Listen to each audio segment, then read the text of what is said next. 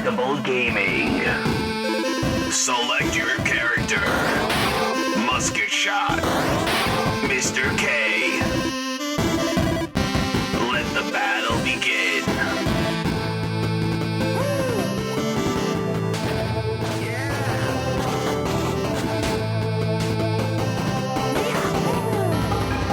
Get ready for a battle unknown. 3, 2, 1. Hello and welcome to Indestructible Gaming and More. I'm Musketshot. Alongside me is my co-host, Mr. K. Mr. K, hello. Hey everyone, welcome back to another episode. Welcome to space. Hey, Spacelines. This is an episode about Spacelines from the Far Out. And it's a game that's coming out this year. Actually, it's being released in April. And it's developed by Coffeenauts. Coffeenauts, depending on how you say coffee, I guess. And it's published by Skystone Games, Inc. And again, it being released in April of this year, April 2022. It's a single player or multiplayer type game and a roguelike game, right? Roguelike or roguelite. I guess it's all. It's either one. Preference. Yeah, whatever preference you say. Roguelite. It doesn't really matter. Yeah. So one of the things that's really cool about this game and is being able to actually interview the co-founder of Coffeenauts, Fabio Rosa, who took the time to sit down with us, answer a bunch of questions that we asked him, and really fabulous interview. Some great information and feedback I shouldn't say feedback, but great information and some good advice for those that are looking to be, an indie developer. That I think that, if you're just starting out as that or looking to maybe do that, I think you definitely should listen to the interview and listen to what he has to say. But we'll get into the review of the game first. Do you want to kind of give a little overview of the game? Well, you are what's the word for what would you say a space captain would be of you? Well, I was just more calling of a pilot. Yeah, I was calling him a pilot. He's more of a pilot and a steward at the same time. All right, we'll call him. Okay, I'll call him Stewart then. We'll name him Stewart. That's his name. So basically, you play as Stewart, and what you have to do is take control of your like ship in space, and you have these machines near you, terminals and all that do different things for the ship. And basically, you have to navigate your ship and with random things happening, as well as having to keep an eye on all your passengers who are causing chaos throughout the ship. Also randomly. And like Musketshot was saying, this is a roguelike, so every time you play, it's going to be different. Mm-hmm. So different things may happen, like you may, what's the example? You may lose gas quicker. Mm-hmm. Or... yeah, your gravity machine might turn off and all of a sudden there's no gravity on the spacecraft, so everybody's kind of floating around. Your ship might get hit by an asteroid. You might just fly right by the terminal that you're supposed to stop at to drop the passengers off. There's a bunch of different things that could happen in this game, and there's a lot to go on with this game. But yeah, there is. You can choose your ship before you go, because there's like a little hub area where you can relax, and then you got to plan your flight and all that. Mm-hmm. Have you played it with anyone? No, I have not played it with anybody yet. It is cross. It is going to be cross-platform. Yeah, it's going to be cross-platform. You will hear that from the interview, but I figured I'd say that now. Yeah, which I think is pretty cool and this is going to be out on all the platforms. So that basically means I can go. Let's say if I go to Musketshot's house, I can bring my Switch if it's on there, and I can play right next to him while he's playing. Yep. Yeah, it's pretty neat. It's pretty crazy. Yeah, this game, Technology. yeah, it starts out at this space terminal, and you basically there's like a quick, like maybe 10-minute introduction type instructional demo part at the beginning of the game where you're gonna learn the mechanics of the game. You're gonna learn what the different items on the ship do, and if something breaks, how to fix it. And your passengers are going to be random, so you never know like what passengers you're going to get. You're in space, so they're going to be alien type passengers. Once the first time you go on a ship, you're basically selecting a ship.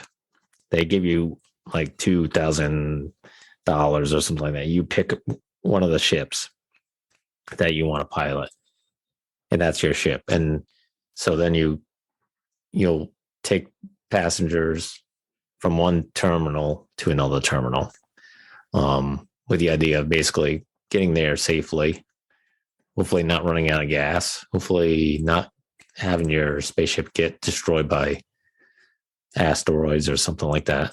But at the meantime, you got to steer your ship. You got to make sure you keep an eye on stuff on the radar, but also entertain your guests and feed them and do all those things. So it can be very chaotic. Yeah, it can be very chaotic at times because you have to sort of keep an eye on where your ship is going and how close are you to the terminal that you're supposed to go to. But then also at the same time, you gotta make sure your passengers are happy because they'll be giving stuff like thumbs down, thumbs up. Sometimes it's kind of reminds you a little bit of like a theme park, one of the theme park games, if you've played them, where, your guests are walking around and the little bubbles over their heads say that they're hungry or that they want to be entertained or they need to use a bathroom or something like that. So kind of similar to that. Your passengers will do stuff like that. So you have to sort of keep an eye on that as well to make sure that they're happy, because if they give you a bad rating, then, obviously money wise, you might not get as much money as you would if you had like really good ratings and stuff like that. So there's a lot to take in and keep an eye on for each flight you take with passengers. Big thing, again, you don't want to run out of fuel, which I've done that a couple of times where take on a flight and run out of fuel, and you float around stranded, and you kind of basically lose your ship if you run out of fuel or something happens, like asteroids hit it or something and damage it so much that it can't be used anymore. So you don't want to do those things. So you want to try to maintain it as much as possible. Obviously, it costs money to do those things. So every time passengers fly on your ship, they pay you. You've got to use that money towards fuel and other things. And then there's all kinds of upgrades you got to do with the ship as well at the different terminals that you don't have to do them. You can do them if they're affordable for you to purchase with the money that you've made so far. There's stuff like you can upgrade your chairs that the passengers sit in. You can add bathrooms on the spaceship. You can upgrade the food. You can upgrade other things that make the ship better, maybe faster. So there's a lot that you can purchase, but there's also some freebies here and there where a passenger will leave a gift behind, and then you open it up and find out it's you got a chair, or you've got actually another steward that can help you on the ship and stuff like that. So there's a lot of things like that are pretty cool. Yeah, the music, I like the music a lot. The music is really good. Yeah, the music in the terminals is really good. I've really enjoyed the music in the terminals. It has, as it says on their website, there's a 60s retro style feel to the terminals and stuff like that, and you'll see it if you know what I mean. When you go to the different terminals, you'll see like the furniture's kind of got that.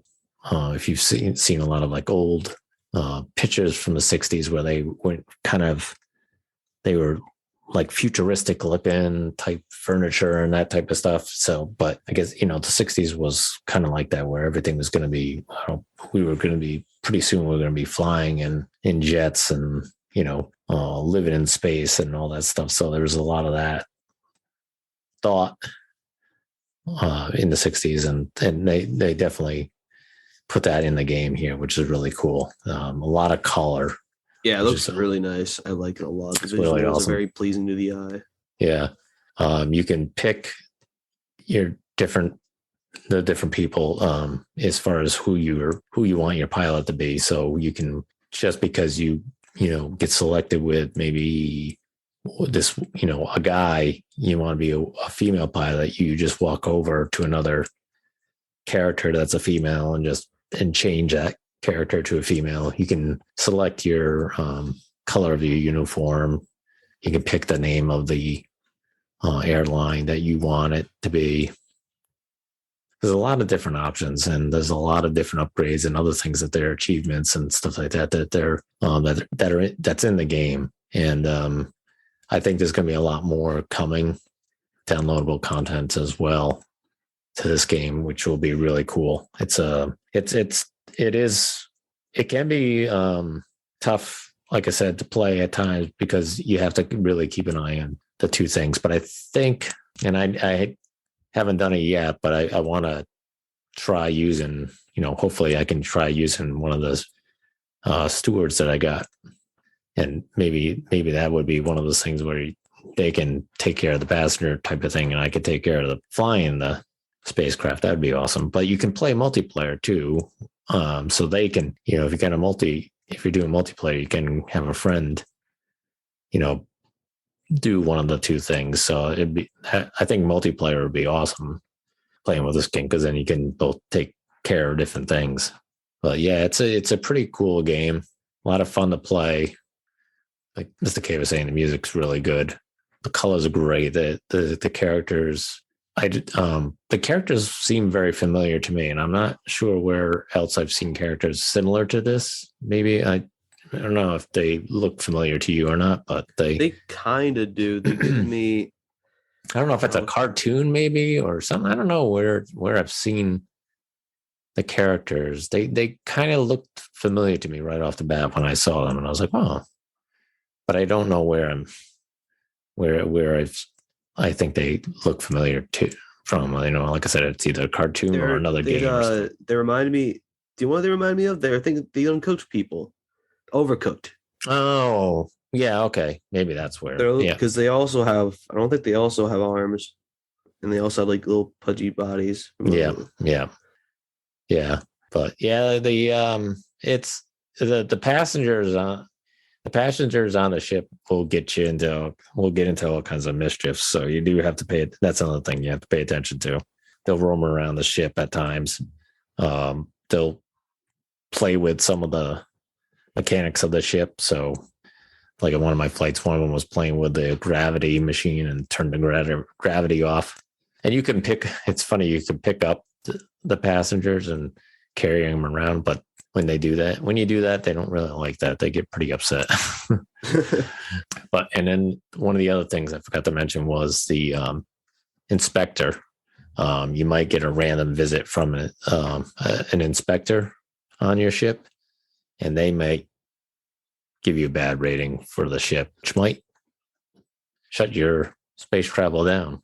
So you want to make sure that you clean your ship and stuff like that, because at the terminals you can refuel, you can fix the ship, but you can also do cleaning maintenance in the ship. So, that's one of those things, like every once in a while you'll want to select that. So in case you get visited by an inspector, your ship is relatively clean. It won't get shut down. So, but yeah, there's a lot to this game. It's going to be different every time you play because it's roguelike. Yeah, but I'm sure you'll enjoy it if you like roguelikes or hell, it can even be a party game. Yeah, exactly. Really fun party game. Especially as like a multiplayer type game. Especially as a multiplayer type game, there's a lot of different things you can do. It's a lot of fun. A lot of the upgrades are you're going to need a lot of money to buy some of the upgrades. within the game. But I think if you're a better pilot and better at taking care of your passengers than me, that shouldn't be a problem. So, but there's a lot coming, they're going to do for this game. So definitely, if you're interested in that, and you like the retro style type colors and looks, especially something from the 60s, you're going to really enjoy this game. It's really a lot of fun. Definitely go check it out. So we're going to, without further ado, we're going to do, we're going to hand it to Past Us, and we'll be back. Yeah. So here's the interview. Hello and welcome to Indestructible Gaming and More. I'm Musketshot. Alongside me is my co-host, Mr. K, and we have a special guest with us this episode.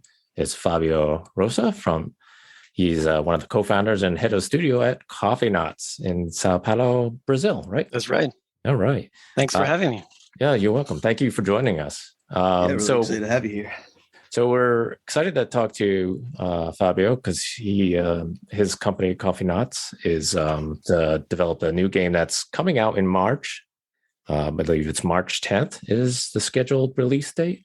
So we're changing it to like a month later than that. So like end of April. But yeah, pretty much. Yeah. Okay. And the game is called Spacelines from the Far Out. And that's right. And that is there's a demo available on Steam.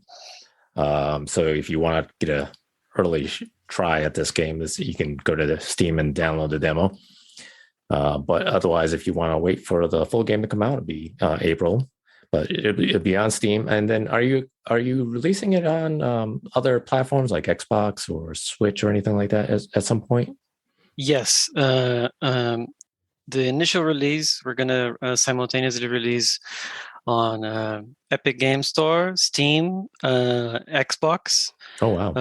And for Epic Games and Steam, we're simultaneously releasing a PC, Mac, and Linux versions. Oh, wow. So a lot of time building the game.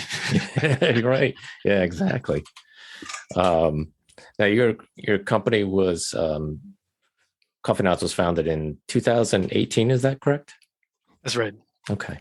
And if listeners are interested in visiting your website, it's at coffeenauts.com. Coffee spelled as it normally is, and then Nauts, it's Nauts, all one word, coffeenauts.com. But you can also be found on Facebook and Twitter as well. So plenty of places to go and check out your website and other information about this game, Spacelines from the Far Out. Is it? There's a question I had. It escaped me now. But is it difficult to get a game on all those different platforms all at once, or does it take a lot more developing work to get it on there? Yeah, this is something that it's funny. Like we usually don't predict this type of hassle that's going to be to add a game to a platform.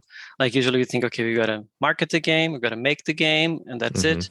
But like you're selling the game at a platform that has a lot of prerequisites and stuff like that. So it's a lot of work to release on all those platforms. But in our case, it was particularly a lot of work because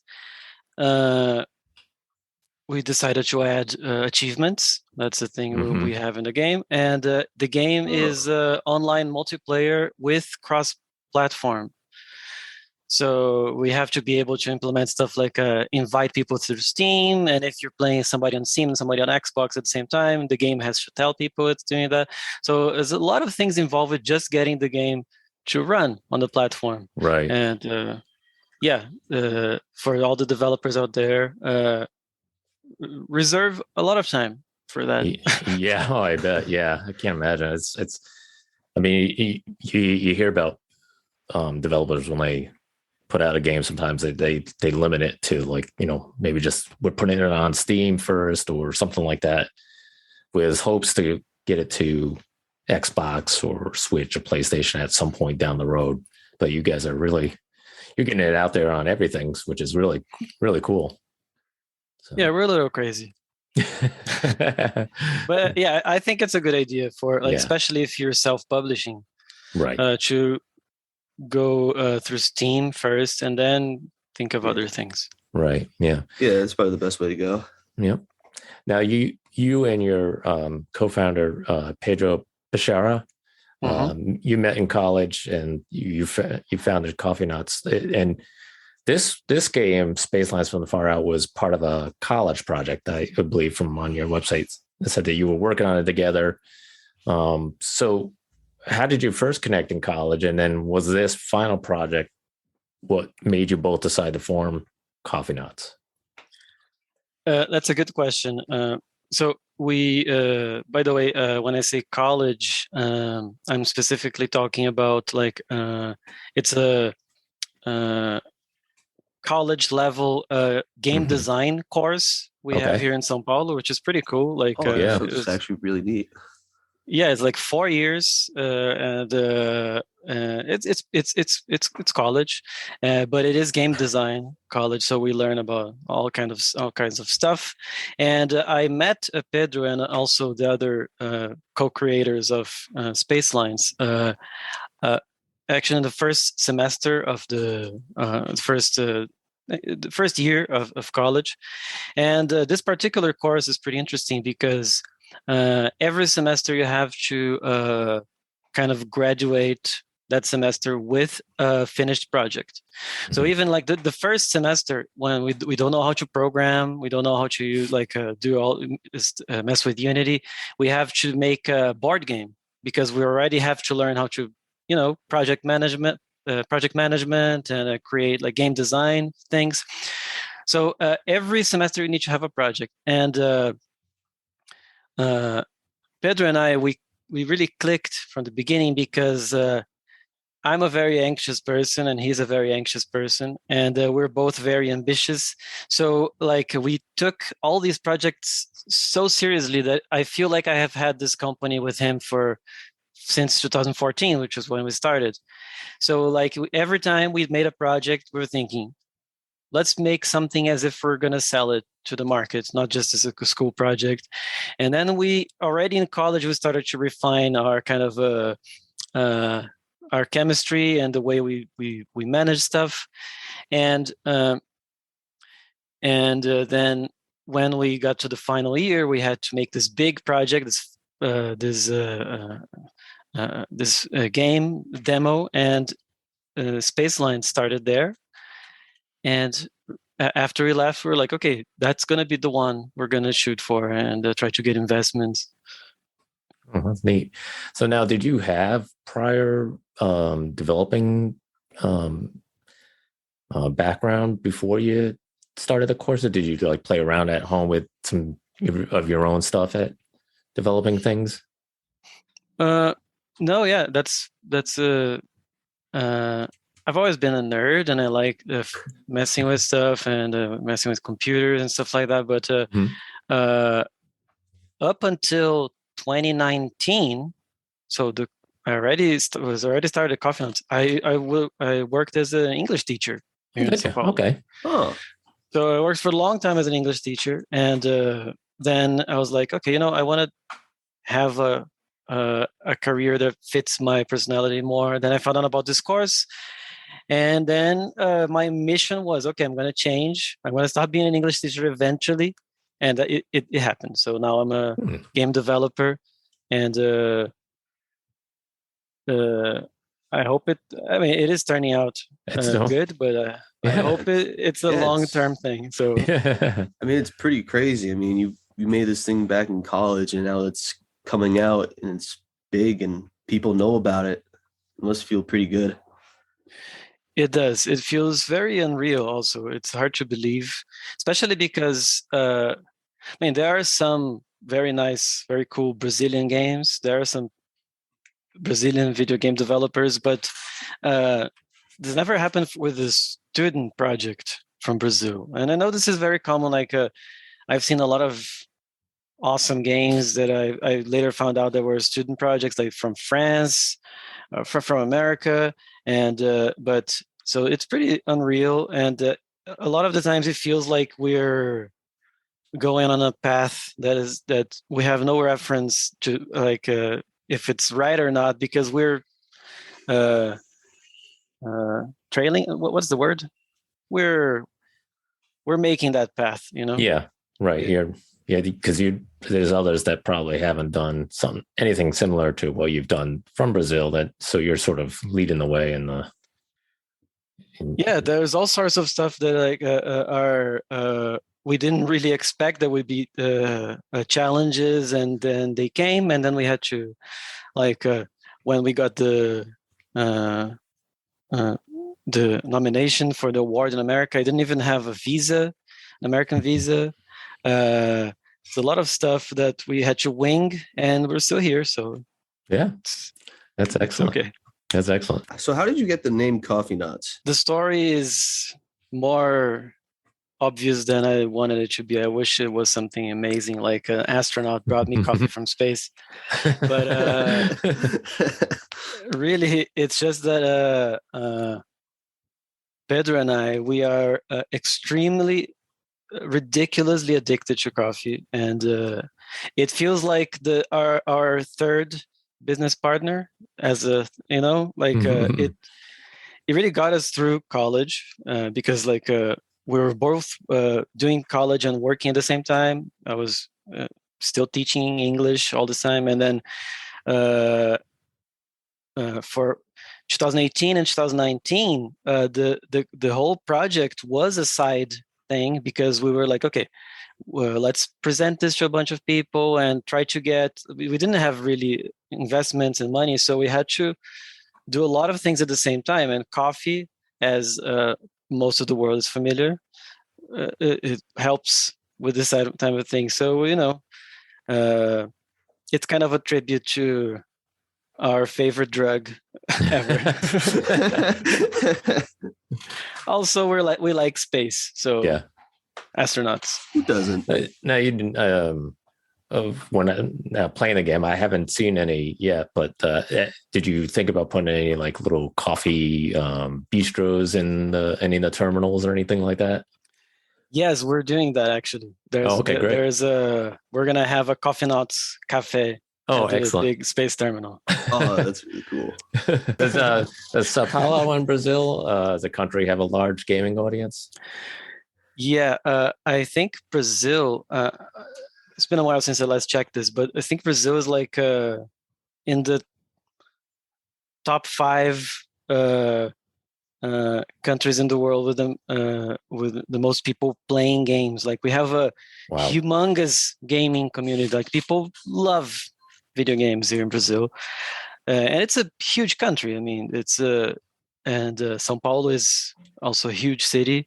Mm-hmm. So a lot of people play games in Brazil. It's a major thing, myself included.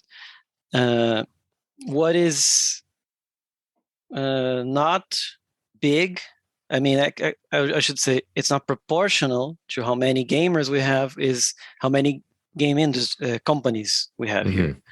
So I don't know. I'm hoping I can be helping change that statistic. But yeah, a lot of people love games here. Have you seen a large growth of like indie game industries in Brazil? I mean, well, yeah, it's been in a steady growth, I think, for the past few years. Like we had like some pioneers, like some people who you know made games by themselves, and it was just an experiment. And it's kind of an industry forming is a very complicated thing. It's not just about people wanting to work or companies, but also it's the whole circuit, you know, like I am from maybe I'm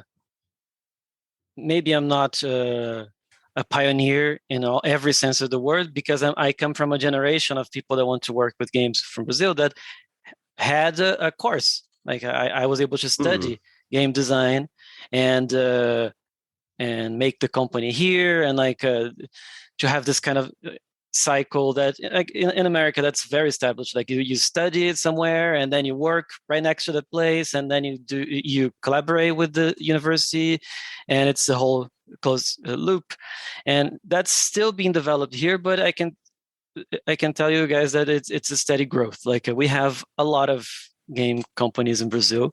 We have some big ones. I'm not gonna say they're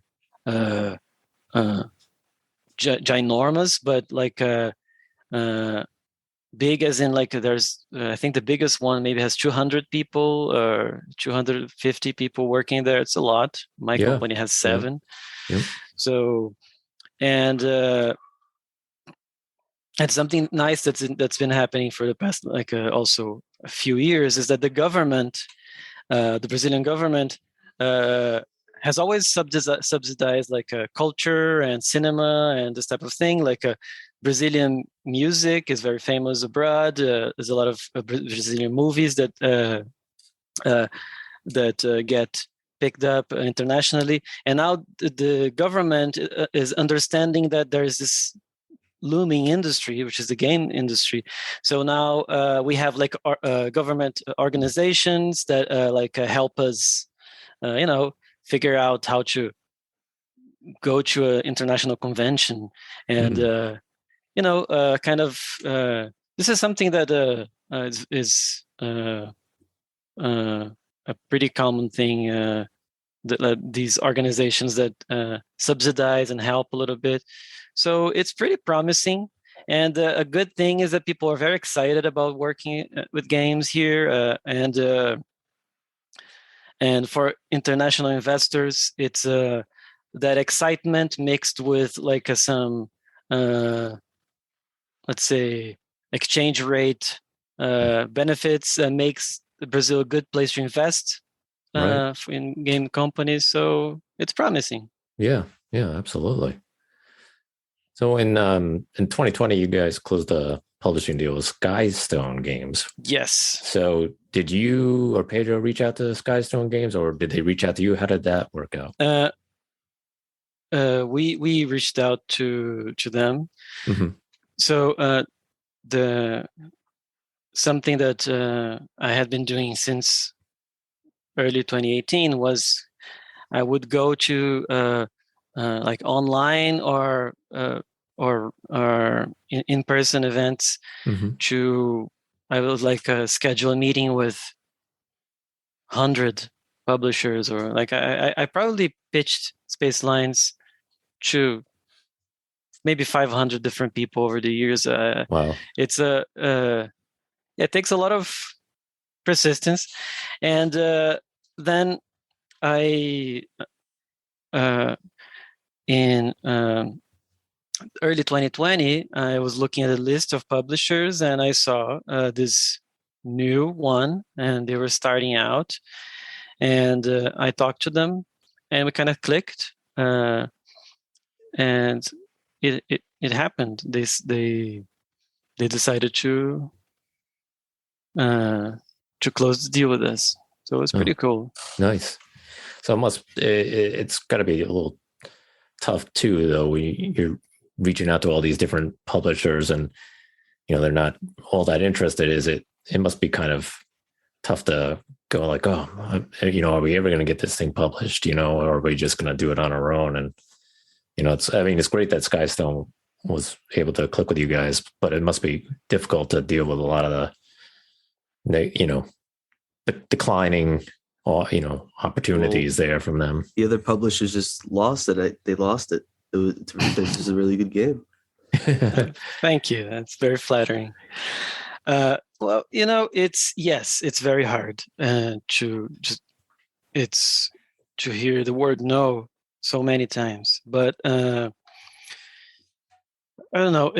There are some things that you have to have very clear in your mind, and so you can deal with it. Like, I guess the fact that we're from Brazil and it's a student project, we always were very careful to manage expectations. Like to be like, I'm sure they're gonna say no, but that doesn't mean that we would stop. Like, if you're sure they're going to say no, why would you stop? Because there's a chance. Right. So that's the first thing you should keep in mind. The second thing is that it was never an idea we had, like, oh, let's do it on our own. Let's self-publish. Let's use our own funds and get a loan, a bank loan, because part of us knew that we also needed a publisher, or needed to have that experience of have dozens of people say that our game is bad. That's what makes the game good, And I think a big problem that people have is that they already think their game is amazing, right? And it never is. And there's even like Spacelines. I think there's so much that we need to fix, but we're always trying to. There's a part of that. Every time we heard no, that was like, okay, but why not? I know I'm not trying to be difficult. Just tell me why not. So maybe for next meeting, so we would use that as sort of have to get professional feedback. Yep. And the third thing that I think really helped is we were patient. Like I didn't quit my English teaching job as soon as somebody told me that the game was good.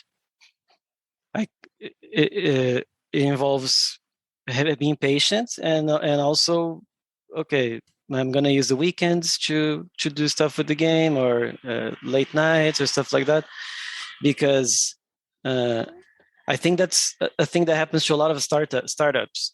They accidentally enter this euphoria, or somebody gives them some money and they're like, okay, cool, let's start. And then they buy an office, and then there was no like how people that win the lottery go broke, because it's not sustainable. Right. So I only left teaching English when I was like, okay, two big American companies already, because before Skystone, Xbox also gave us some support. Oh wow, that's great. Yeah, that's the reason they actually first they came. That's the reason we're releasing on Xbox. Okay. I did see you guys on ID at Xbox a while back. I mean, I don't remember too much about it because that was a very long presentation, but I do remember seeing you guys there. Yeah, it was kind of amazing. I met the Xbox people at GDC in 2019, San Francisco, and we had just won the prizes, and I was holding the prizes in in both hands, and I had this meeting scheduled with Xbox, and then I sat on the table and I put the prizes on the table, and that was kind of a power move. So I was like, okay, boom. So yeah, my name is Fabio, and we clicked, and Xbox is I don't know how they do it, but it's a huge company that belongs to this huge conglomerate, but they're so nice over there. Like, it's a great people to work with, and they listen, and it's awesome. So they liked us, and these things are like, okay, I think we're on to something. And then after all of this, we're like, okay, you know what? That's my job now. That's my job. Nice. So I haven't taught English in a long time. It's a good story though, because like you said, you got to be persistent and be willing to take the lumps and take that feedback and learn from it, and stay positive on your game and what you want to do with it. And it takes time, and I think that's one of the things that a lot of developers sometimes they kind of give up on things when they probably shouldn't. Just keep at it and keep working on it. Good things will come if you keep working. And so it's great. Every game can get good if you're open enough to accept. Right. Fabio, as far as a publisher, like, what is their role for your game? Is it more of a marketing role, or do they provide support and money, or what does a publisher actually do for you, the developer? There's a lot of different types of publisher deals. Mm-hmm.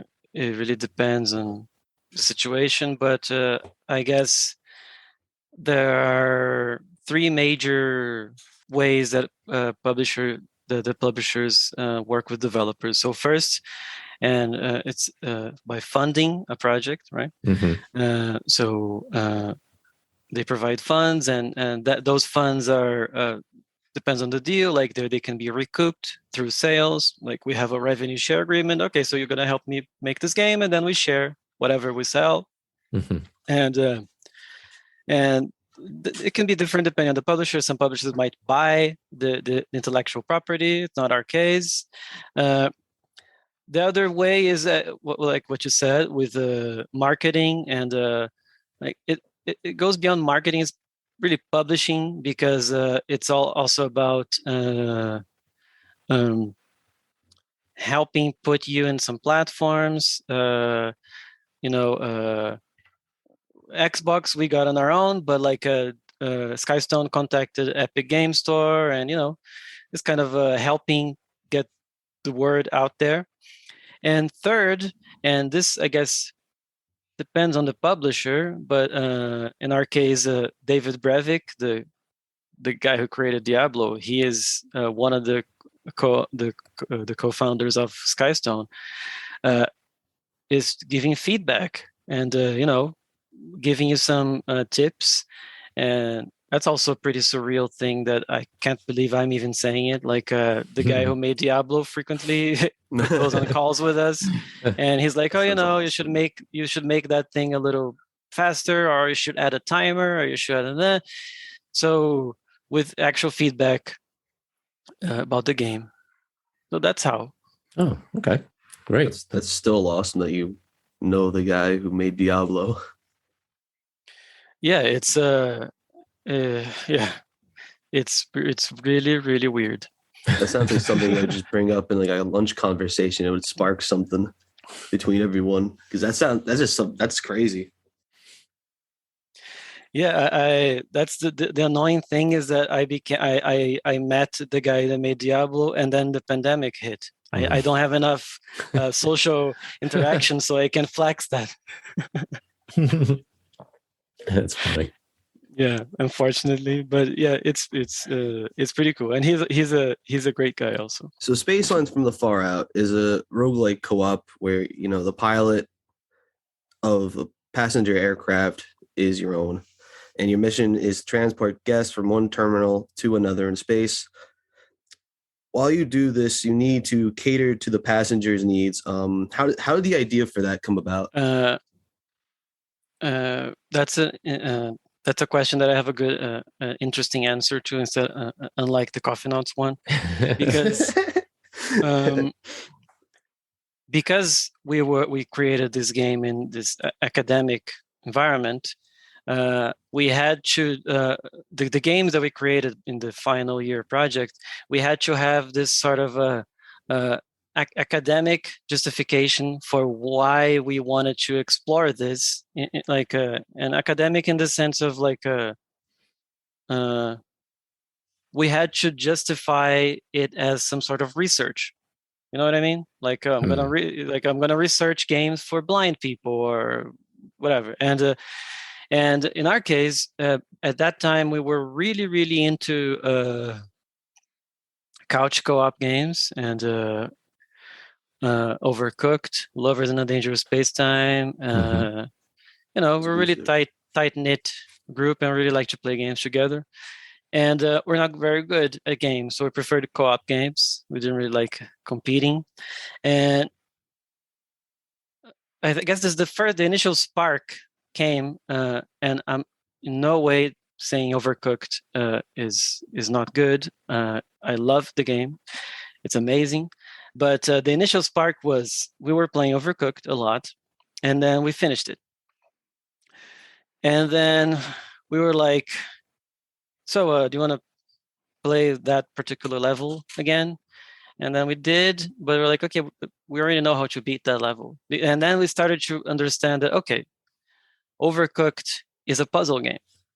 Of course, it's couch co-op. It's about cooking. It's frantic, but it is really a puzzle game. And the puzzle is you have to figure out the optimal strategy and how to organize your team to finish that level in time.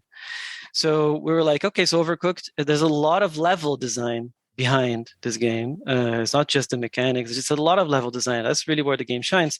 But that the game is over at a certain point. So we're like, okay, what games aren't so reliant on level design, but also have a lot, have well-balanced experiences? And we immediately thought of roguelike genre, like faster than light. So unlike Overcooked or games like it, like you don't know what's going to happen. You can play the same level 100 times and it's always going to be slightly different. So we're thinking, okay, can we do Overcooked, but with like everything is procedural and the challenges are they kind of, it's like roguelike and everything is randomly generated. And that sounds simple, but it's really hard to find something like it, because that's the thing. Usually roguelike games have combat and they have enemies and they have dungeons, and it's like you can create a lot of variety, and it's a thing that the game design, that the game design and the game industry is really perfected, like how to have a lot of variety in terms of combat. And but our game is not violent. Like we want to make a game that is about, it's a cooperative game, so we're not competing against each other, and our objective is not like, because I can tell you a very good procedural co-op game that is infinitely replayable, Left 4 Dead, but it's really not for kids. You know, That's true. Left 4 Dead is amazing. It's a cooperative game that you can play millions of times. Like Portal 2 is really cool, but once you play it, you're done. That's it. You figured out the campaign. It's a puzzle game. Left 4 Dead, you kept going, because like the game self-balanced and it changed what's gonna happen, and it's always the same campaign, but it's always different. You never know where the tank is gonna appear and what weapons you're gonna have. So we're like, okay, we gotta do like a Left 4 Dead engine for an Overcooked like game, so we can have this sort of roguelike co-op party game. So we came up with Spacelines from the Far Out. That's kind of the end result of that. It's we had to create a lot of different mechanics. So the game had a lot of emergent dynamic situations. So the game could have enough tools to always give you fresh challenges, and also never be too difficult or unfair. It's a really big challenge, and that's where the idea came from. And why is it in space? Like I said, everything is cooler in space. So everyone likes space. Yeah. So that a lot of the characters will have, you know, bubbles or like a box in front of them. Down below, there's their faces and stuff like that, and they're roaming around on the ship. And on the ship, and in front of their faces, it'll tell you basically, the pilot, what their needs are. I'm hungry. I need entertainment. I need a bathroom. All that types of stuff. So that's. I mean, was there any other ideas that you were thinking of as far as how you wanted the passengers to sort of tell what they wanted or needs besides that, or was that basically the easiest way to kind of do that? There were a lot of ideas, and when we were like, okay, we're gonna do like this customer service industry game, and we were thinking a really cool game on that front is Roller Coaster Tycoon, because it has a bunch of like these AI little guys, and you can see how they're feeling, etc. But we had to remind ourselves, this is a party game. We want people to just hop in and play. Maybe they can play for 15 minutes, and that's their play session. And so how do you because in a roller coaster you can click on a guy and then you know everything about him, his Right. name, Yep. if his like how the percentage of his nausea, how if he's hungry, if he's satisfied. So not just with the passengers, but actually with most things in the game, we wanted to make it visible. Like I think the word is diegetic. Like we wanted to make it something that you can see in game. So we had to make the animations. They show that they're hungry. They show that they're pissed off or they're bored. And if we're gonna use graphic elements like on a heads-up display, we didn't want any text. We had to use a lot of color and icons, and it's really hard. One of the mechanics in the game that came from this challenge was the health inspector, because when we were developing the game, we were kind of getting bored of just like there's only two ways of losing the game: you run out of fuel or your ship explodes. But we were like, if that's the case, we're never going to lose the game if you're a bad airline, a bad space line. And in Roller Coaster Tycoon, if you do a bad job, if a lot of people die in your park, or if there's no food, or if everything's dirty, you can lose the game. But in Roller Coaster Tycoon, because a management game, you have the stats. So if your park gets below this percentage of rating, you're going to lose. And that's fine for a game like that. But we thought, okay, we have to make the way you lose the game because you're doing a bad job. We have to make that diegetic and narrative. So that's why we created the health inspector guy. It's a guy that comes to your ship if your reputation is low, and he makes you lose the game because he saw something that you can see. It's all there. So that became the third and the funniest way you can lose in the game. Well, I definitely lost because I ran out of fuel a couple of times. So, it's sometimes the passengers they'll kind of distract you a little bit. Yep. You go by the terminal and you're like, oh my gosh, I went right by it. Now I'm late. But no, yeah. Let's see. Each space terminal had a different design in the color scheme. And your website mentions a 60s retro space odyssey. Did that idea come from past experience traveling, or like looking for inspiration at like posters and pictures and magazines? I guess over the years we had a lot of reasons to want to have like this 60s retro look. I guess the most boring and simplest one is it's very charismatic. Like and it's weird because up until now we didn't really see a lot of games that, like, we saw a lot of retrofuturistic games, but like Fallout, it's kind of 50s 40s diesel punk, ray gun aesthetic. It's kind of like scary sci-fi from the 40s and 50s. You see some like 80s inspired stuff like cyberpunk games or alien stuff. But you had this whole world of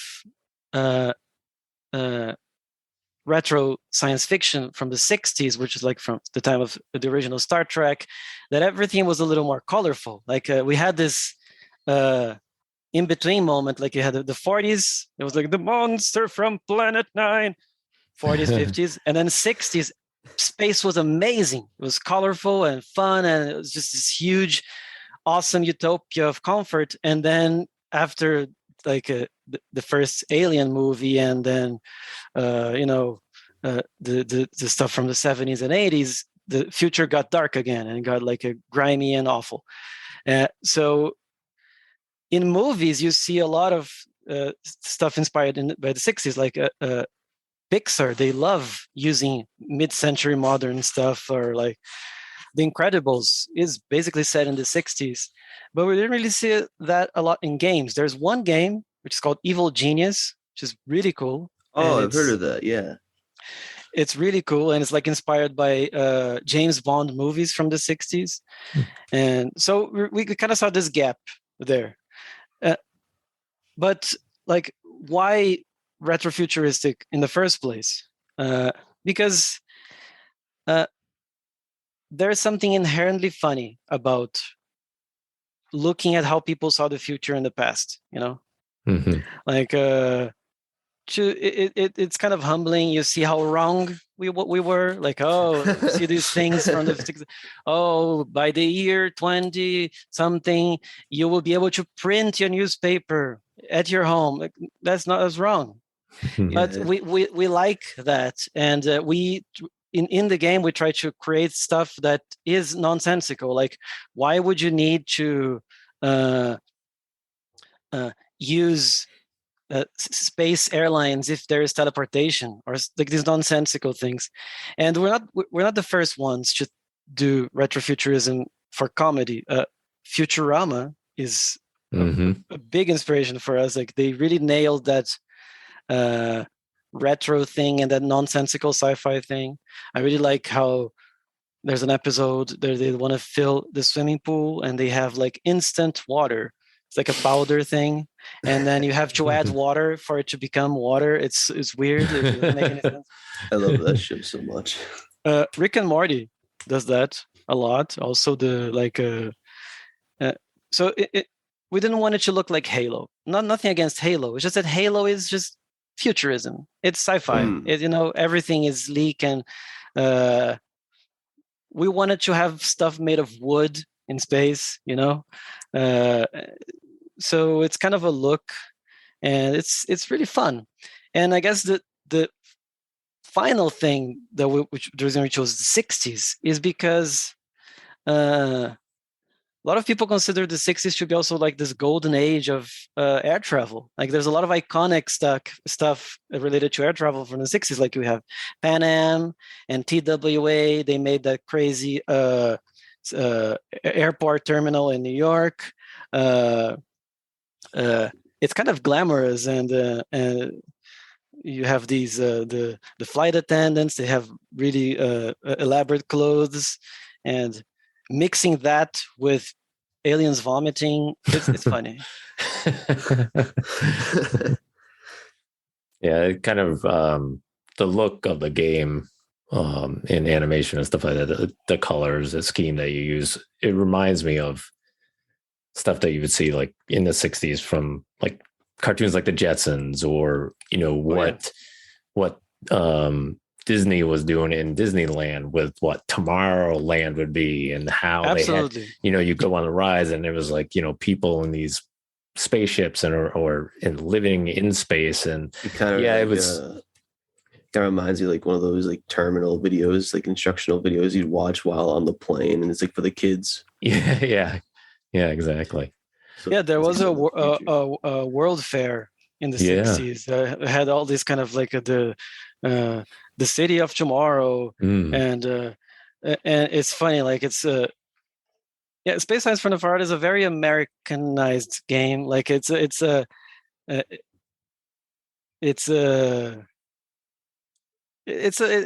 also about that kind of consumer culture from the 60s, and like you're gonna your life will be made 10 million times better because you're gonna have this washing machine and and this toaster, and it's kind of nostalgia. It's kind of making fun and paying tribute at the same time. Right. Yeah. So now the music that you guys use in the terminals, is that something that you guys created, or did you have somebody develop some of that, come up with that music? Has a very relaxing sound to it. I know every time I was roaming around in the terminals, I was like, I love the music in these terminals. It reminds me of being in an actual terminal. I mean, sometimes, for, going on a flight or something, but. That was a huge deal for us. Well,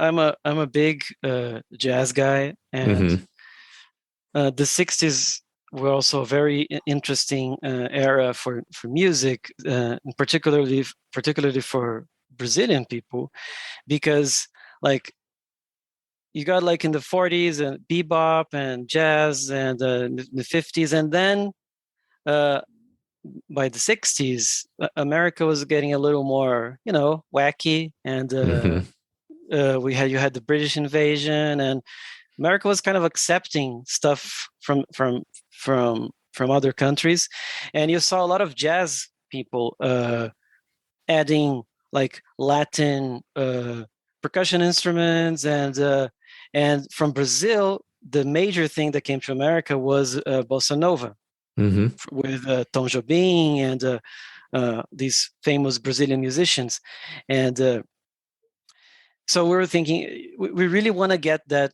aesthetic, and also so to us it was important that we should have some Brazilian or Brazilian sounding music in the game, but also that whole big band wholesome sound that you had, like I Dream of Jeannie or Bewitched, or even the original Star Trek opening theme. They're very like, if you like, there's a lot of sci-fi themes today. They're just like synthesizers, and they're dark, and they're like, whoa. Yeah. At that time, it was like whistles and magical stuff. So that was really important, and we spent a lot of time thinking about that. And we created this playlist, this whole kind of a mood board, and for us to create the soundtrack, because we wanted to invest a good money in it. The problem was that's who's going to make that? Who's going to do that? I'm not a musician. I just like music. So thankfully, we contacted a guy called Michel Friedensen, and he is he's like one of the best jazz piano players in Brazil. He's played with a lot of incredible people over the years, and he has his own band and he plays, but he also makes music for stuff, for cinema, for advertising. He had never made for games. We contacted him, and he was like, "Okay, I think I got it." And then he showed us a sample from, like, is that what you're looking for? And the sample was the Spacelines theme, which is the song that plays in the home menu of the game. And we were like, oh my god, you got it, it's perfect. So we closed the deal, and he made all the music in the game, and we were so happy about it. I think, in my opinion, that's maybe my favorite thing in the game is the music. You have to put out a soundtrack for people to buy. I see a lot of people that do that on Steam. They put out the soundtrack from the game as that's separate download too. But on Spotify, I listen. Yeah, right. Were there any thoughts of adding voice acting to the game and voiceovers? Yes. There's a lot of written text in the game, but the characters don't speak. Right? Currently, all the voices of the aliens, our sound guy, he made those. He made himself, like, so. The alien is bored, and he went like, the alien is nervous. He going, gibberish. So there is voice acting, in a way, but we were considering recently that it would be fun to have different voices for each alien, even if it's just a gibberish. But we thought that maybe we could get people from outside the team to do those voices. This is something like still an idea in progress, but who knows? Like we get some astronaut to do the voice of one of the aliens, or some people in the space industry, or something fun. So that would be really cool. Yeah, like we get who knows, Neil deGrasse Tyson to be the voice of one of the grumpy aliens or whatever. I would enjoy to hear that. But it's just an idea. So currently, the only voices we have are our sound guy Arthur doing gibberish on a microphone. There's a lot of replayability in the game, which is always a plus when you buy a game. I like that a lot, honestly. How important was this when developing it? Extremely. especially considering the whole initial idea that we wanted a more replayable Overcooked. So that was really important, but not just because we wanted it, but also it's a mistake that we see a lot of people that want to get into making games is that their ideas are like, okay, I want to make a really cool story-driven game, or I'm going to make like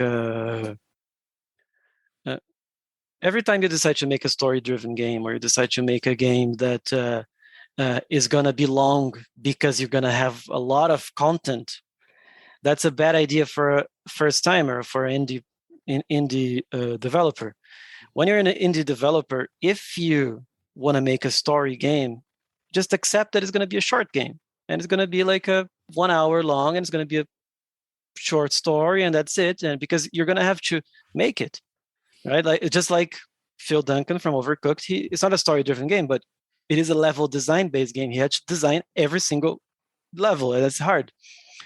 So when you are indie and you want to make a game that you're trying to reach for many hours of gameplay, the best bang for your buck you can have is to create a game that has a system that can create gameplay on its own. That's why roguelikes are such a good deal when you're an indie creator, because you create the system. You don't have to make every single situation by hand.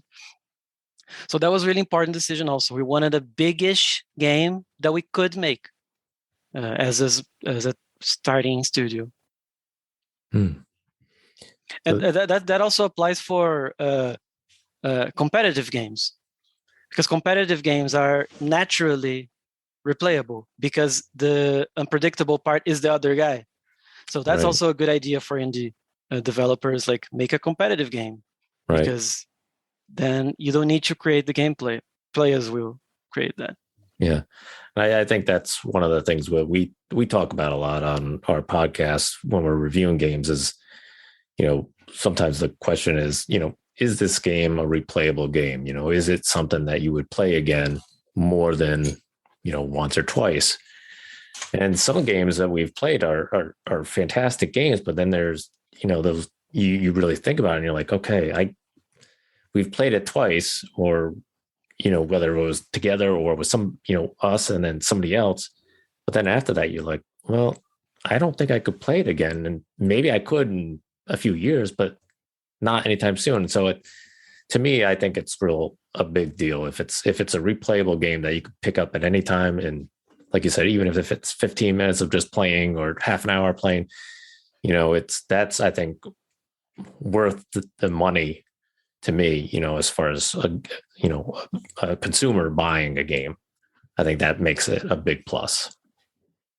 And there's nothing wrong with a game not being replayable. It's just that it's really what you want from that product and what you can deliver. It's like a movie, you don't watch a movie hundreds of times in a row. You watch it and you're done, and that's something that works for some business, some business plans and some types of budgets. But if you're an indie developer and you want people going back to your game, absolutely, you need to make a replayable game. Yeah.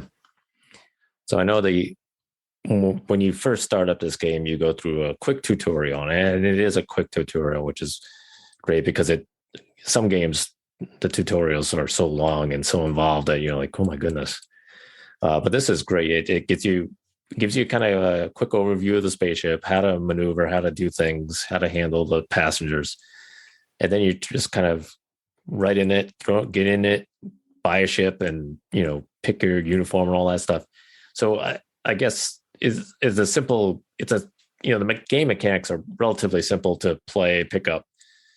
That had to been pretty important for you guys, right? As far as, not over, making it too difficult to just, all kinds of different buttons that do and all kinds of things. Making it simple was probably the better way to go on this. Oh yeah, and something counterintuitive. One of the many thousands of things that I discovered that is counterintuitive over the years.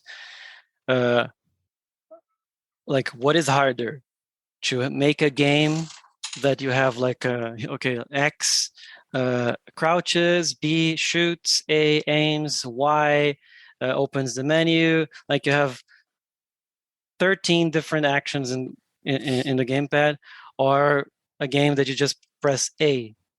It's way harder to have just A, because the game has to think for you. That's kind of something that we discovered. Like, everything in Spacelines, you're just pushing the same button, just the interaction button, which is really the beauty of what these geniuses who brought back couch co-op, Overcooked, and Lovers in Dangerous Space-Time. That's what they've really figured out. Like, everything has to be contextual, and that makes it really simple for players. Like, the only thing you can do when you're at that situation is the thing you have to do.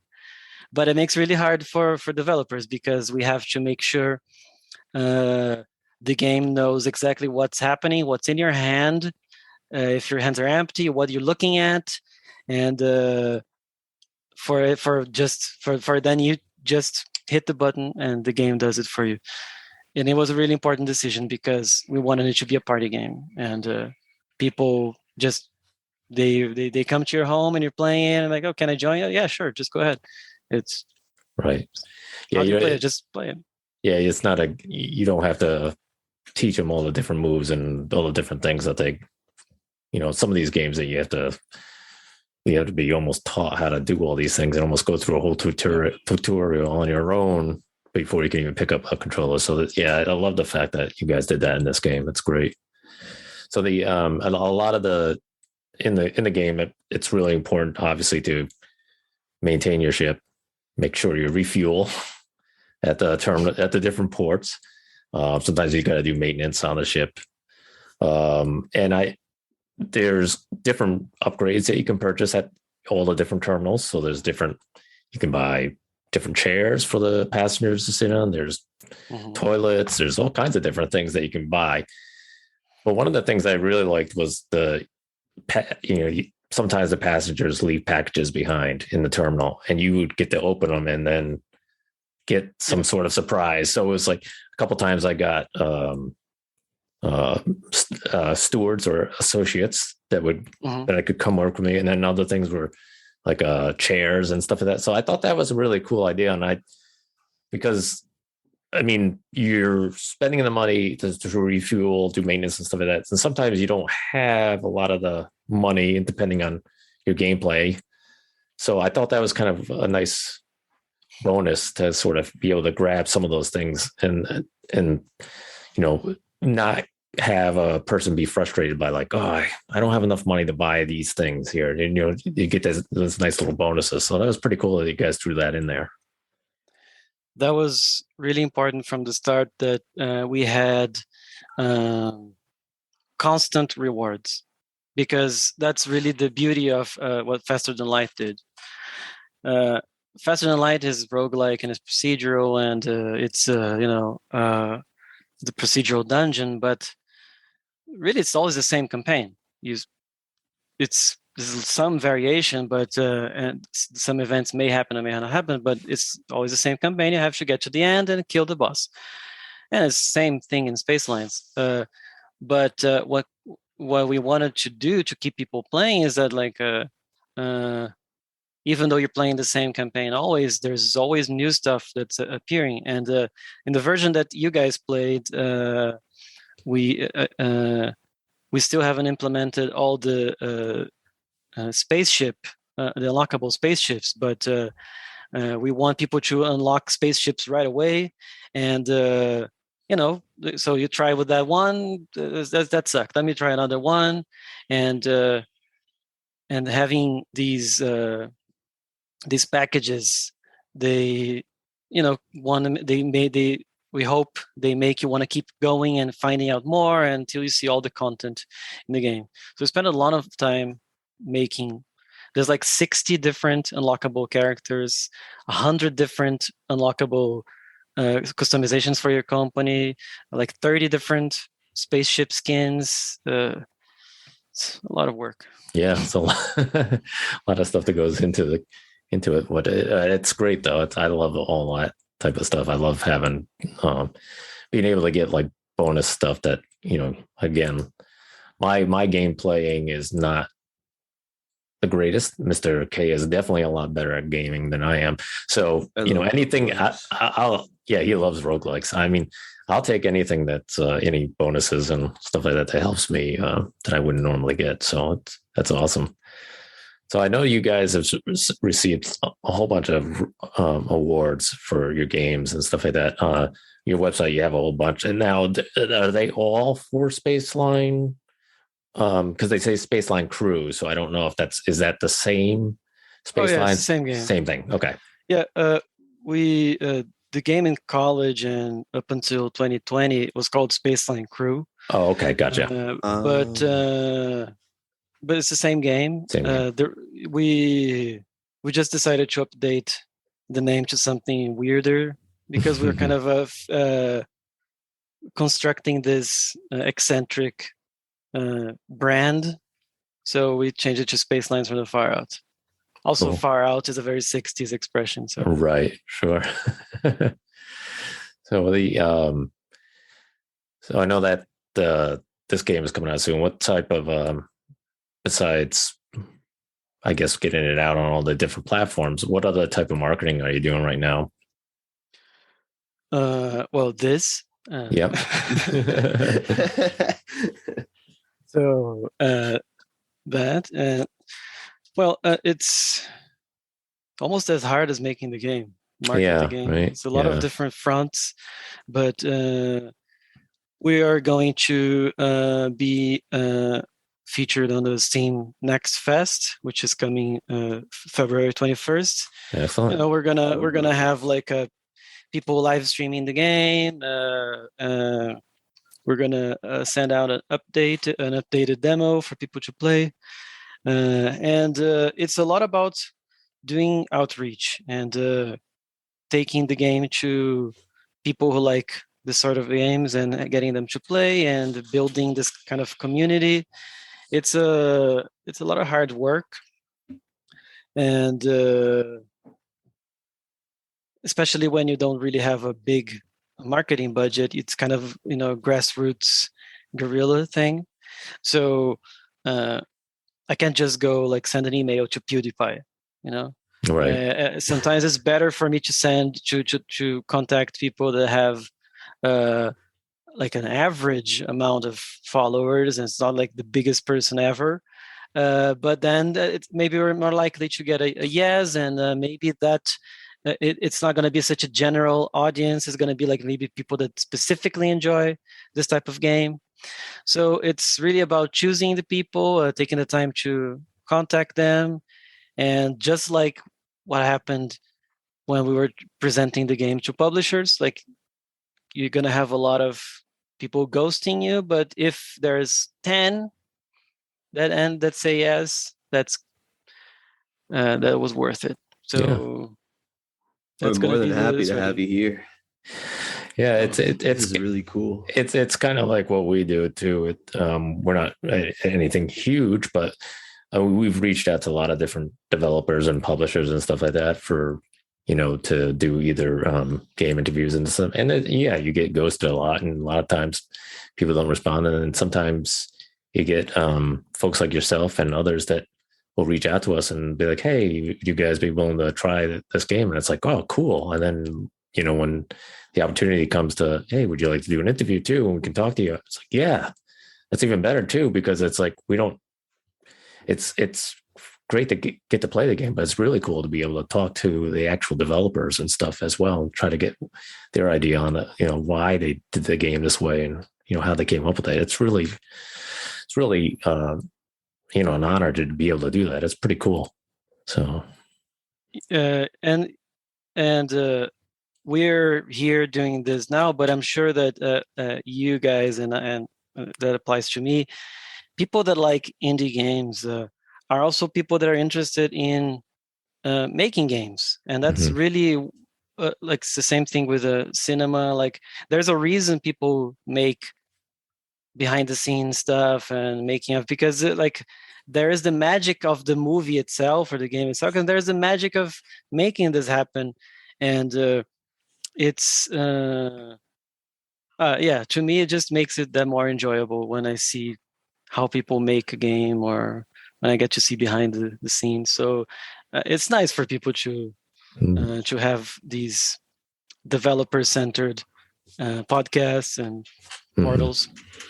Yeah, that was that was one of the things when we created this back in early 2020. We decided that, you know, it's great. There's a lot of podcasts out there that focus on the big games, but we really liked the indie games because there were so many different indie games out there and a lot of different sources to try to, you know, play these different games online and stuff. But, you know, a lot of them just go under the radar. They never get, you know, people never really talk about them, so don't really know about them. And we really wanted to make sure that we made an effort to like sort of focus our attention on indie games. Yeah, we do play some of the big titles every once in a while, but the indie games I think are really important. And I don't know how many times we've played some of these games that we really didn't know about and ended up like absolutely loving the game. Like, wow, if we had never done this, we would have never been able to get a chance to play this game or find this game, probably, because we wouldn't have been looking for it. So it's really been an eye opener, I think, for us doing this podcast to find some really, really great titles out there and really great developers and developer and companies. So it's awesome. I know you guys have some other titles on your website. Now, are those developed games, or are those games that you just help design and stuff like that? Or is those part of projects from college, maybe? Yep, that's what they are. They are all of our college projects, and that's one way to describe them. But the way that Pedro and I describe them there are future projects. Yeah, we're gonna finish. So, something that's also an unexpected part of this whole thing is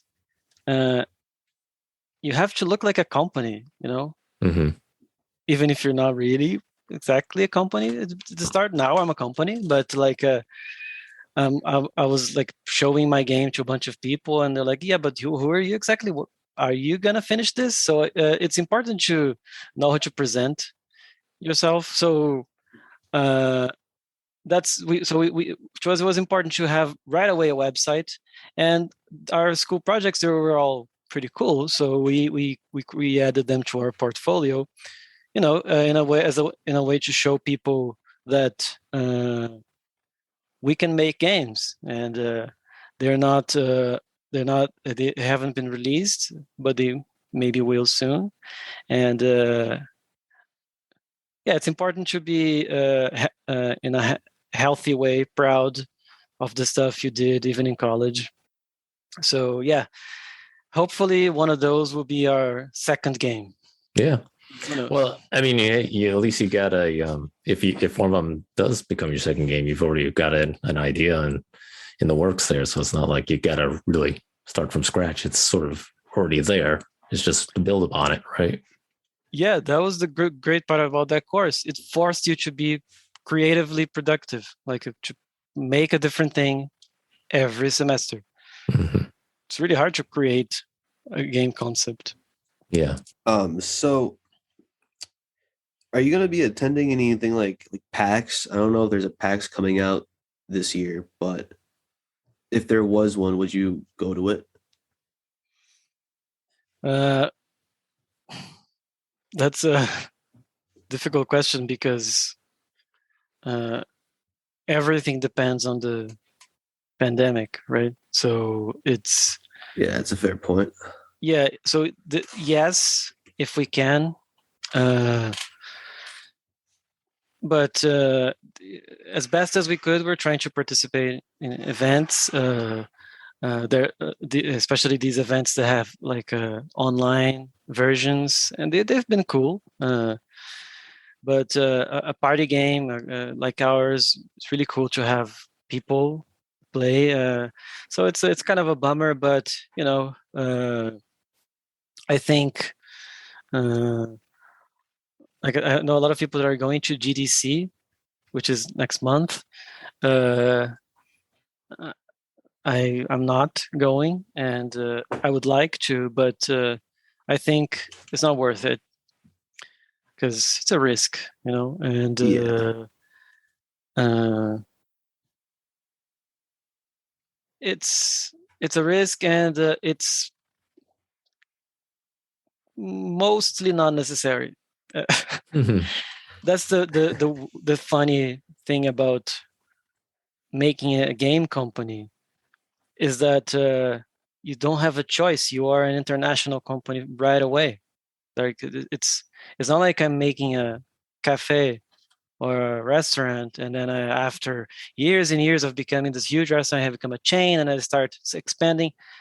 I'm starting as a global company. I have to have relations with people from other countries, and that's the way the game industry works for indie developers. Like we have to sell the game to different countries in these big platforms. So it's really, when the pandemic hit and people were like, oh my God, I don't know how to use Zoom. What do I even do?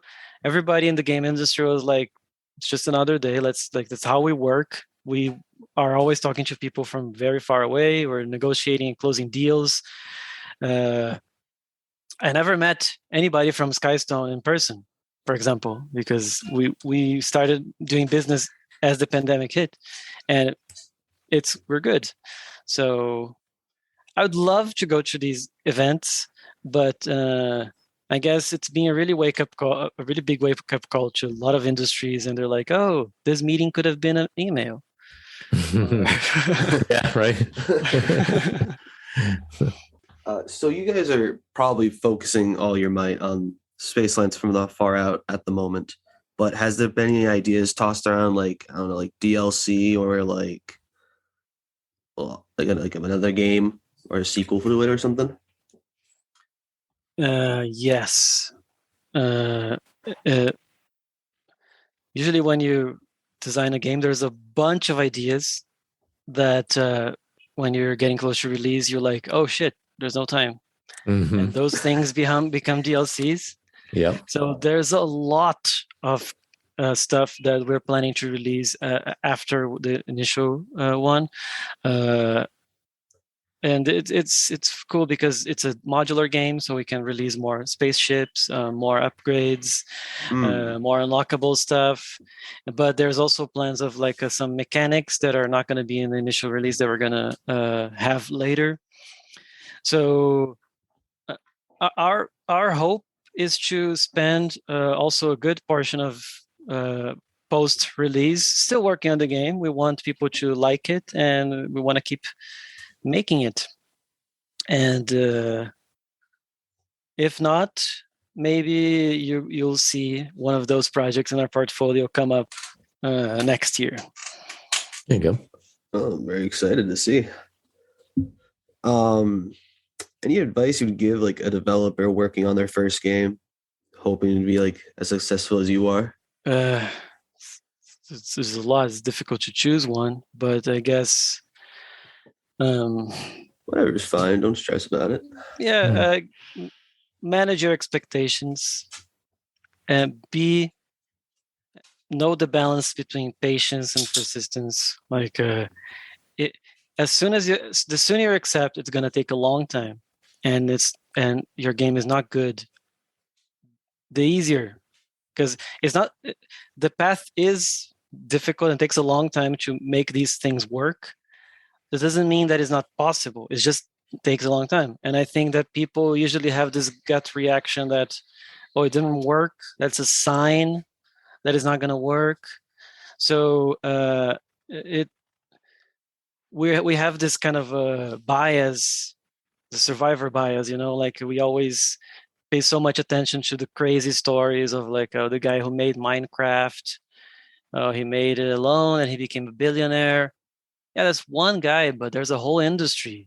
And most people go step by step, and they do a good job, and they do it responsibly. They don't just dive into it, but they also are persistent enough. And so take your time and always be around more experienced people. Ask questions. People like being mentors. You're not being annoying. Just go ahead and ask somebody, oh, what do you think? What should I do? And yeah, I guess. And also, if you're going to make your first game, don't underestimate how hard it is to make a game. Don't be like, oh, I don't want to make something simple like Candy Crush. Candy Crush is not simple. It's extremely difficult to make something like Candy Crush. Tetris is hard to make. I'm making a simple party game. I've been doing it for years. Like a game like Grand Theft Auto. People are like, oh, I'm gonna make like Grand Theft Auto, but mixed with God of War. That's hundreds and hundreds of people and hundreds of millions of dollars being shot at it for it to happen. Just try to make a simple game that you can finish, and it's all good. It's not a problem. You don't need to innovate everything at once. If your game is 5% new, that's good enough for a first game. You don't need to. Everything needs to be groundbreaking. So manage your expectations and what you can actually accomplish. Yes, that's my advice. It's good advice, though. It's good advice. Well, since you're here on the show, is there anything else you'd like to promote at all? Anything I'd like to promote? Buy Spacelines from the Far Out on Steam, or buy it on Xbox. That I'd certainly like to promote my game. So yeah, Spacelines from the Far Out. It's a really fun game. You're gonna have a lot of fun. As you can play it locally and online. If you want to test it out, we have some test versions available. On Monday, we're going to release the flight school version, which is kind of like a standalone demo campaign for free on Steam. So make sure to check it out. Wishlist it so when it comes out, you can get it. And it's going to be on Xbox, PC, Mac, Linux. Follow us and buy the game. Buy the game and hope you enjoy it. Have fun with it. I'm sure they will, because I've been having fun with it. Yeah, it's a fun game. You don't I think the toughest part is just making the passengers happy. and occasionally having to run over to the radar to see if there's an asteroid that you got to avoid. But that's the fun of it, though. Yeah. So watching it, but I've had quite a few of the passengers dancing around, and because I got to go to the bathroom or something like, and I'm like, I could stop at that restroom, or there's the terminals coming right up, so I'm gonna just gun it and try to get to the terminal as quickly as I can. To make decisions, yeah. So. But yeah, it's a really fun game. And I recommend that if you're out there and you want to try this game out, definitely at least try the demo out, see if you like it, and then go from there. But I think it's well worth the purchase on either Xbox, Steam, or Nintendo Switch, or whatever else you're using for a platform for gaming. It's awesome.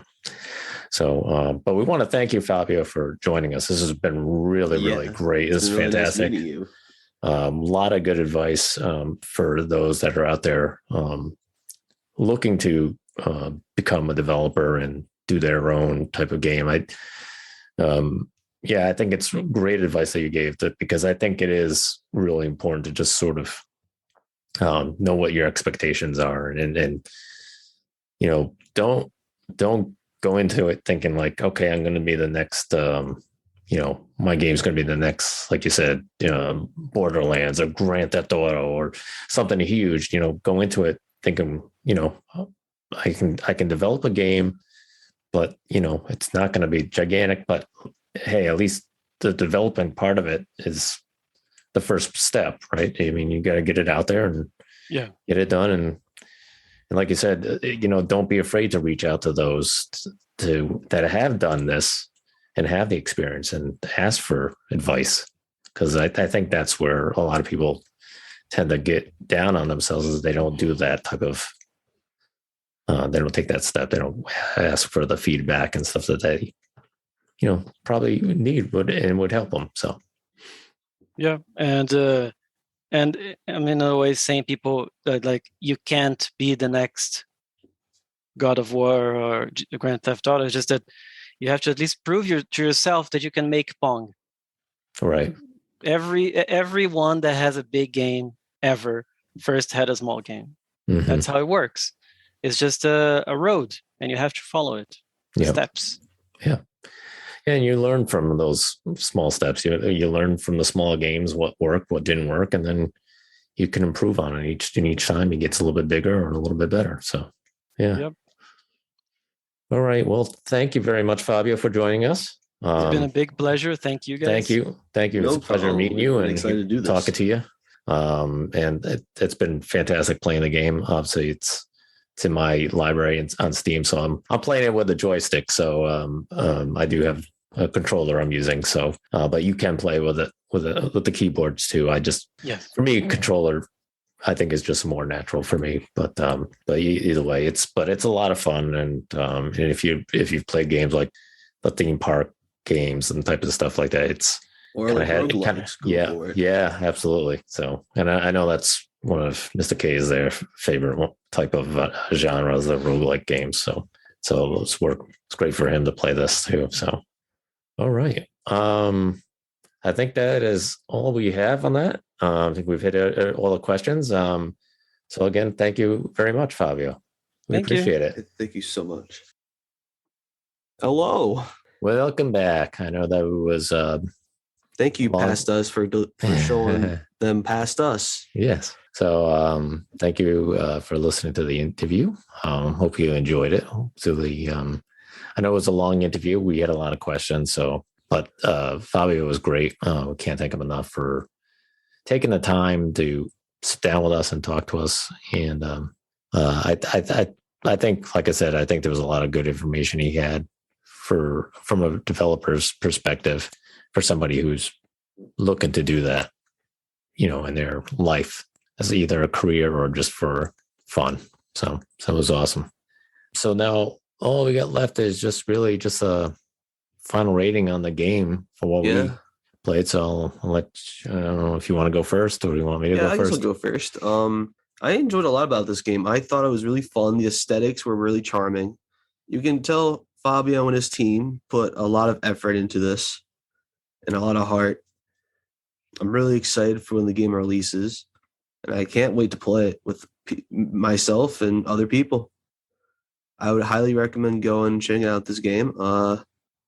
It like Musketshot said, it's going to be cross-platform, and cross-platform means it's going to be on other consoles, and it's pretty much going to be out on everything, pretty much, except the Nintendo Wii. Do you know that the new Just Dance was supposed to be on Nintendo Wii? Oh, really? Yeah, it's crazy. Anyways, but yeah, I'm going to give it a 9 out of 10 because I really like this one. Yeah. Okay. Yeah. Rating wise, I would agree with you on this one as well. 9 out of 10. I think it's a great game. It's easy to play. I was kind of nervous when I first started playing it. Like, oh man, I hope I don't have to learn a lot of different things. And you can play this with a keyboard or a controller. I was using a controller, and I think for me, controller wise, it was easier. But the keyboard controls are pretty easy as well.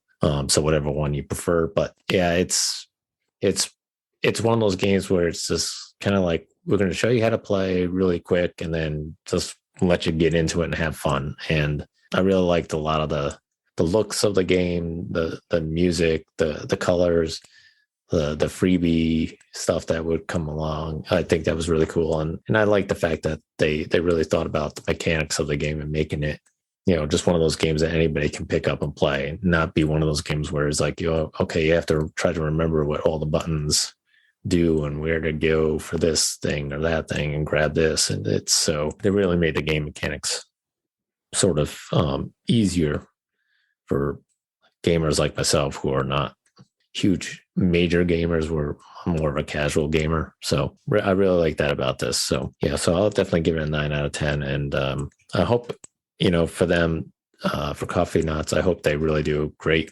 with this game. Hope they get a lot of great feedback and a lot of good press and reviews for it. And can't wait to see what they come up with next. They have some other options, from past stuff. So it'll be really awesome to see. All right. So that does it for this episode. Next episode, me and Musketshot are heading to war. Medieval times. We're going to be running to people with swords and shields and crossbows and catapults and chandeliers. And severed heads and Chivalry 2. Chivalry 2. Yeah, it's just, I know this was one of those ones that you were looking forward to before it came out. So, and we played, was it a beta version of it too? Yeah, we played the beta when it was available. So we tried it then. But we'll do a review on that on Chivalry 2 on our next episode. So until then, folks, stay indestructible. Peace. Game over. Hey guys, how's it going? I hope you enjoyed the episode. We're on Facebook and Twitter, and if you go on our website with the same name, you can also find us on all the other kinds of stuff you can listen to us to. Anyways, hope you have a wonderful day, folks. Stay indestructible, and peace.